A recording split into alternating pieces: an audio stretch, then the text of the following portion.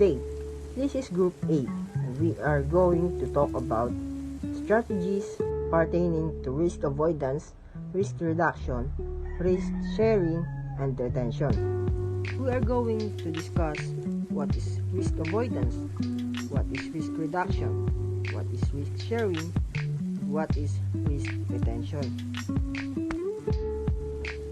Let's start with risk avoidance.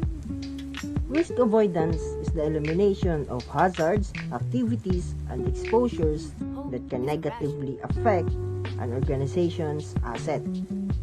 We already know that risk management aims to control the damages and financial consequences of threatening events. Risk avoidance seeks to avoid compromising events entirely, which means we are completely avoiding the risk. For example, you may realize sending employees to work at a customer's home can open your business to more risk of bodily injury or property damage claims. So, to avoid potential losses, you decided not to offer those kinds of services.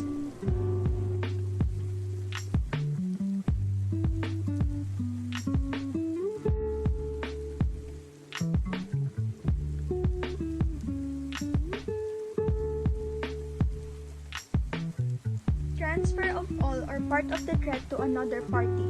What is risk transfer?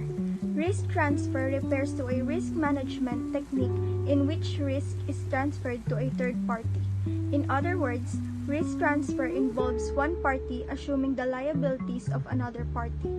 Purchasing insurance is a common example of transferring risk from an individual or an entity to an insurance company. Risk transfer is a common risk management technique where the potential loss from an adverse outcome faced by an individual or entity is shifted to a third party to compensate the third party for bearing the risk. The individual or entity will generally provide the third party with periodic payments.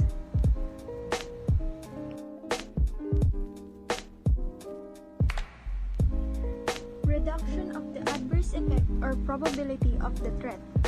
Reduction. This method of risk management attempts to minimize the loss rather than completely eliminate it. While accepting the risk, it stays focused on keeping the loss contained and preventing it from spreading. An example of this in health insurance is preventative care. Health insurers encourage preventative care visits open free of co-pays where members can receive annual checkups and physical examinations. Insurers understand that spotting potential health issues early on and administering preventative care can help minimize medical costs in the long run. Many health plans also provide discounts to gyms and health clubs as another means of prevention and reduction in order to keep members active and healthy.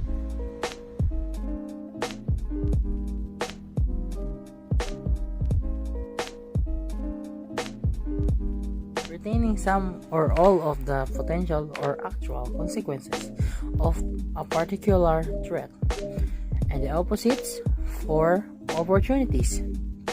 Uncertain future states with benefits. Risk can come from various sources including uncertainty in international markets, threats from project failures at any phase in design, development, production, or sustaining of life cycles, legal liabilities, credit risk, accidents, natural causes, and disasters, deliberate attack from an adversary, or events of uncertain or unpredictable root cause. There are two types of events. Negative events can be classified as risks, while positive events are classified as opportunities. Risk management standards have been developed by various institutions, including the Project Management Institute, the National Institute of Standards and Technology, actuarial societies, and ISO standards. Strategies to manage threats, uncertainties with negative consequences typically include avoiding the threat, reducing the negative effect or probability of the threat, transferring all or part of the threat to another party, and even retaining some or all of the potential or actual consequences of a particular threat. The opposite of these strategies can be used to respond to opportunities, uncertain future states with benefits.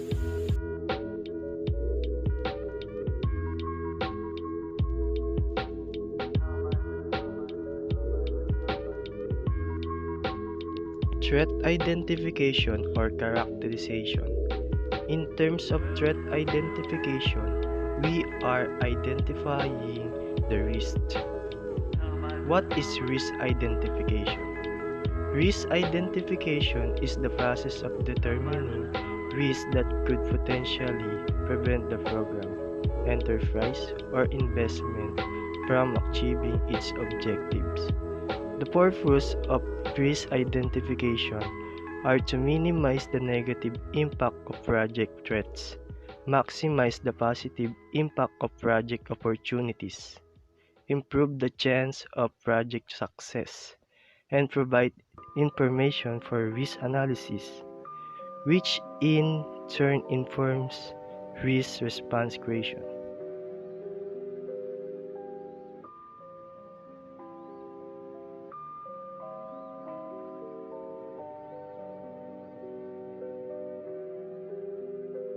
External risk.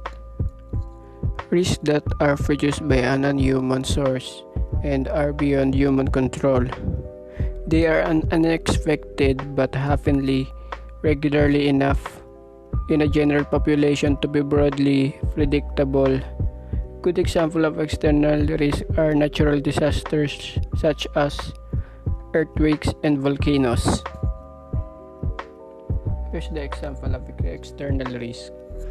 Earthquake risk refers to a likelihood of building damage and the number of persons who will be injured or killed if an earthquake on a specific fault happens. Occasionally, the terms earthquake risk and earthquake hazard are used interchangeably. The effect of ground shaking is the first major earthquake hazard risk. Buildings can be damaged by the earthquake itself or by the ground beneath them settling to a different level than previously subsidence. Internal risks are the faced by a company from within its organization that arise during the normal operation of the company. This risk can be forecasted with some reliability, and therefore a company has a good chance of reducing internal business risk. Here's some example of internal risk. Embezzlement, on-site, money and securities theft, and theft of electronic information or assets are all examples of this. Taking money from the cash register, stealing merchandise from shelves or inventory, forging checks, and fraudulently exploiting credit card information for personal gain are just a few examples. Although your business insurance policy may provide some limited coverage for this type of risk, it may not provide coverage for large-scale criminal acts perpetrated by your staff. Fortunately, you can purchase a business crime and employ dishonesty insurance policy that can provide or protect your company from such losses.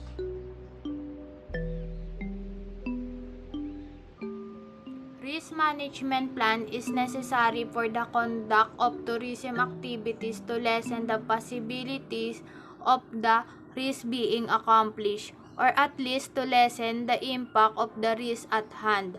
The risk management plan contains an analysis of the potential risk together with the possible impact. and strategies to mitigate the derailment of the project if the problems would arise. There are some sources that classify the plan and strategies into preventive and contingency. The preventive strategy is designed to lessen the possibility of risk impact before the risk become realized. The manager usually anticipates the coming of the uncertainty, so it would pose the question of what they should do as of the moment. Contingency, on the other hand, is designed to address the issue of risk at the time of the happening of the event. Now that we identify the risk, we have to know what techniques to be used. First, let me define what is avoidance. Avoidance is a method for mitigating risk by not participating in activities that may incur injury, sickness, or death. Smoking cigarette is an example of one such activity because avoiding it may lessen both health and financial risk. Risk is often implemented through employer-based benefits that allow the company to pay a portion of insurance premiums with the employee. In essence, this shares the risk with the company and all employees participating in the insurance benefits. Prevention is the acknowledgement and acceptance of a risk as a given. Usually, this accepted risk is a cost to help offset larger risks down the road, such as opting to select a lower premium health insurance plan that carries a higher deductible rate. The initial risk is the cost of having to pay more out-of-pocket medical expenses if the health issues arise. Risk reduction. Business can assign a level at which risk is acceptable, which is called the residual risk level. Risk reduction is the most common strategy because there's a usual way to at least reduce risk. It involves taking countermeasures to decrease the impact of consequences. For example, one form of risk reduction is risk transfer, like that of buying insurance.